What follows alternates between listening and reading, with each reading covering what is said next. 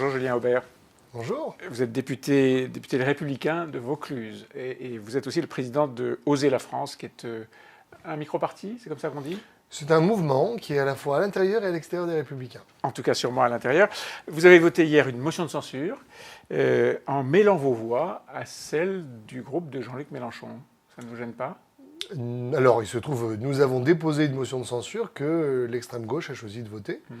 Ça ne vous gêne pas de vous retrouver quand même non, pas du avec tout. ces vous voix savez, de l'extrême gauche? Vous choisissez pas les gens. Vous choisissez pas les gens qui votent pour vous. De toute façon, vous savez, aux législatives, il y a plein de gens qui ne sont pas forcément adhérents des Républicains qui votent pour moi. Et Dieu merci. Ça ne tire pas un peu vers le bas votre démarche? Non, je ne crois pas. Je crois après c'était un choix. Nous n'avons pas voté la deuxième motion de censure qui a été déposée par la gauche. Déposée par la gauche, voilà. et que Jean-Luc Mélenchon a lui aussi voté. Oui. Il a un peu tout voté, mais vous non. Voilà, donc je dirais que ça a marché dans un sens, mais pas dans l'autre. François Ruffin dit motion, c'est bidon. Motion de censure, c'est bidon. Il a raison. C'est le seul instrument qu'on avait pour montrer. Au moins, je peux c'est une dire. épée de bois. Au moins, je peux dire que j'ai voté contre la réforme des retraites. Parce que, quelque part, en votant pour cette motion de censure, au moins, j'ai voté. Le problème de l'alinéa 49, alinéa 3, c'est qu'il n'y a pas de vote. Donc, c'est pas si bidon que ça, parce qu'au moins, chacun prend ses responsabilités. Est-ce que vous allez batailler de la même manière pour le projet de loi qui arrive maintenant, un projet de loi organique qui doit organiser précisément le financement? Alors, moins, je pense, parce que c'est un peu le cœur du sujet, puis il y a moins d'amendements, il y a moins d'enjeux. Mais effectivement, en tout cas, le groupe des Républicains va être extrêmement vigilant sur ce texte. Le groupe auquel vous appartenez, et qui est présidé par Damien Abad, a présenté un projet alternatif à la réforme des retraites qui prévoit, entre autres, de repousser l'âge du départ à la retraite à 65 ans. C'est très impopulaire. C'est au moins autant impopulaire que cet âge pivot à 64 ans. Vous assumez? Alors, vous savez, c'est une position des Républicains. Moi, je crois que je la présente différemment. C'est-à-dire que pour moi, c'est la conséquence d'un choix qui est de dire qu'on n'augmente pas les cotisations, qu'on ne baisse pas les pensions et donc qu'on allonge la durée de cotisation. Ce qui est important pour moi, c'est que cet âge soit le produit d'un allongement de durée de cotisation. Pas un âge qu'on fixe ainsi en disant il faut reculer l'âge de la retraite. C'est pas exactement la même chose parce que vous avez des gens qui ont débuté tôt dans leur carrière. Et donc, si on parle d'allongement de durée de cotisation, ils partiront avant 65 ans. Donc, vous, voilà. Ce qui compte, c'est les trimestres, par exemple. Pour moi, ce qui compte, le nombre de points. C'est ça, c'est exactement ça. Et donc, vous n'êtes pas favorable à un âge légal de la retraite à 65 ans? À titre personnel, non. Mais vous voteriez quand même, vous soutenez quand même cette position du groupe? Je soutiens parce que cette position du groupe est beaucoup plus large.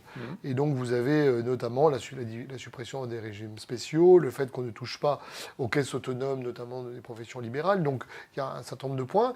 Et en tout cas sur ce point-là, moi je l'interprète, pour en avoir discuté avec les auteurs, comme une conséquence évidemment d'un allongement de la durée de cotisation. On sait que cet allongement de la durée de cotisation ne rapporte pas autant que précisément la fixation d'un âge de départ à la retraite plus tardif qu'aujourd'hui. Et donc ça, vous assumez. C'est pour ça que si nous étions au gouvernement et que nous devions ensuite faire un projet pour la présidentielle, il faudra qu'on discute plus avant de ce projet. Mais en tout cas, vous assumez cette contradiction, ce paradoxe de défendre un aspect de ce projet de réforme qui ne rapporte pas suffisamment d'argent.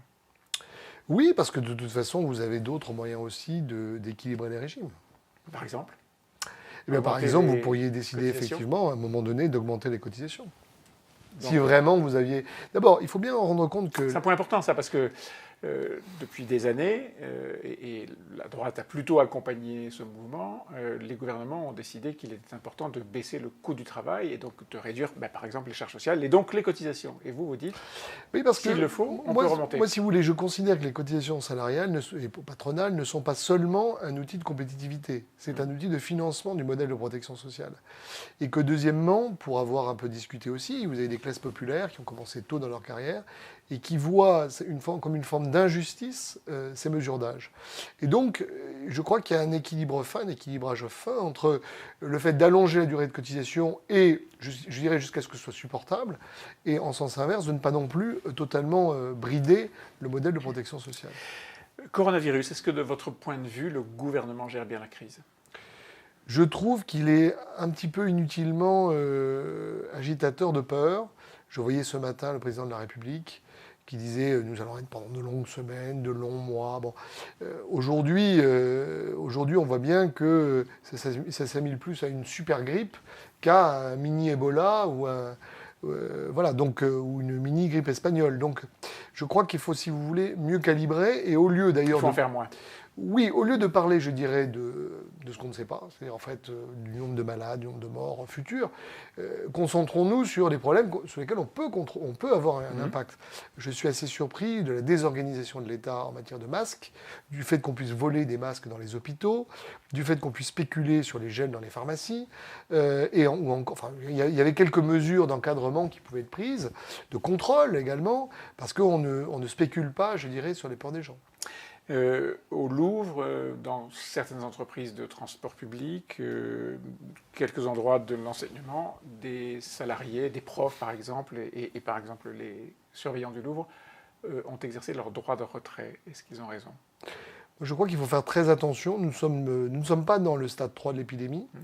Ça n'est pas quelque chose qui va freiner la propagation du virus. Donc j'y suis plutôt hostile, au risque de, en réalité, paralyser l'économie, parce qu'il y a d'un côté l'enjeu sanitaire, mais je pense que le vrai virus, il ne sera pas sanitaire, il sera économique. On va avoir à la fin, effectivement, en France, malheureusement, des victimes, mais comme dans les vagues de grippe.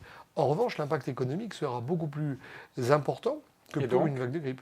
Et donc, qu'est-ce qu'il faut faire quand un groupe de salariés, comme au Louvre, par exemple, dit si l'entreprise prend les mesures qui permettent d'assurer la sécurité sanitaire de ses salariés, il n'y a pas lieu d'exercer son droit de retrait. Et donc, il faut poursuivre.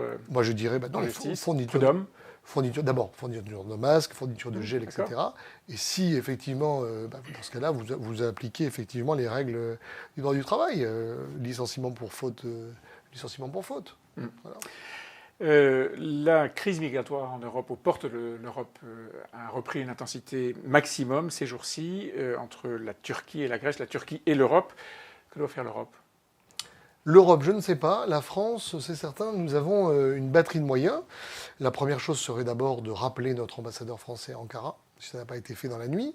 Je ne l'ai pas vérifié. Non, deuxièmement, de suspendre la participation de la France aux entraînements de l'OTAN dans les bases présentes en Turquie. Les Turcs comprendront très bien que ça veut dire peut-être un stade supérieur ensuite dans le cadre de l'OTAN.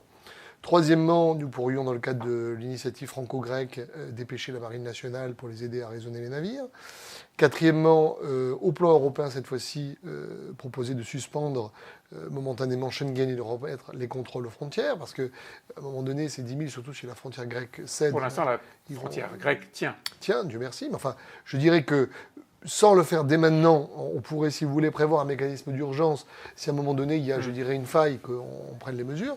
Et puis enfin, en tirer les conséquences. Parce que ça n'est pas un acte isolé de la Turquie. Je rappelle quand même qu'ils ont envoyé des djihadistes en Libye. Donc je crois, si vous voulez, qu'à un moment donné, la question de l'adhésion à l'Union européenne de la Turquie est derrière nous. Là, pour l'instant, elle n'est pas d'actualité. Erdogan fait du chantage? Oui, il fait du chantage pour des raisons de politique intérieure aussi, parce qu'il est fragilisé, et parce qu'il y a une grogne qui monte, et aussi parce qu'il a accueilli sur son sol plusieurs millions de migrants et des gens qui sont en réalité des djihadistes et qui pourraient devenir un État dans l'État. Donc il faut le sanctionner. Donc en tout cas, il faut lui montrer que ce n'est pas en faisant du chantage qu'il aura notre soutien.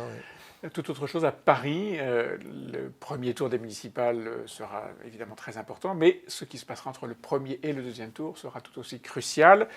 Est-ce que vous pensez, comme certains dans votre parti, qu'il faut faire du TSH, tout sauf Hidalgo, au prix d'alliance avec Agnès Buzyn, Rachida Dati, Agnès Buzyn? Je pense qu'il faut effectivement que Mme Hidalgo quitte la mairie. Après, je ne suis pas favorable par principe, moi, aux alliances avec En Marche ou avec le Front National. Maintenant, c'est la tête de liste qui doit décider. Donc il y a le principe et les réalités, c'est ça? Oui, il y a le principe et les réalités, parce que de toute façon, nous investissons une tête de liste au premier tour. Mais que les choses soient claires, entre le premier et le deuxième tour, ce n'est pas le parti politique qui va faire les listes. Nous n'aurons aucun moyen de contrôle à Paris ou ailleurs, c'est ce que feront les têtes de liste. Donc c'est elles qui finalement prendront un engagement. Et vous êtes favorable à ce qu'il y ait du TSH, tout sauf Hidalgo?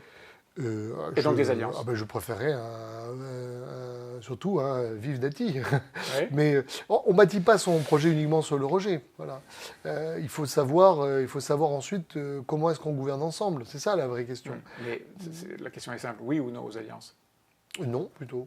Non. Moi, je suis, si vous voulez, hostile aux alliances entre Mieux les deux vaut tours. perdre seul plutôt que gagner ensemble?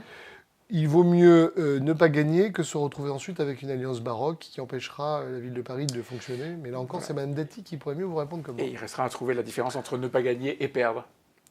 Oui, enfin, vous pouvez avoir aussi je dirais, un conseil municipal difficile à manœuvrer avec pas de majorité. Vous savez, c'est le problème de la loi PLM.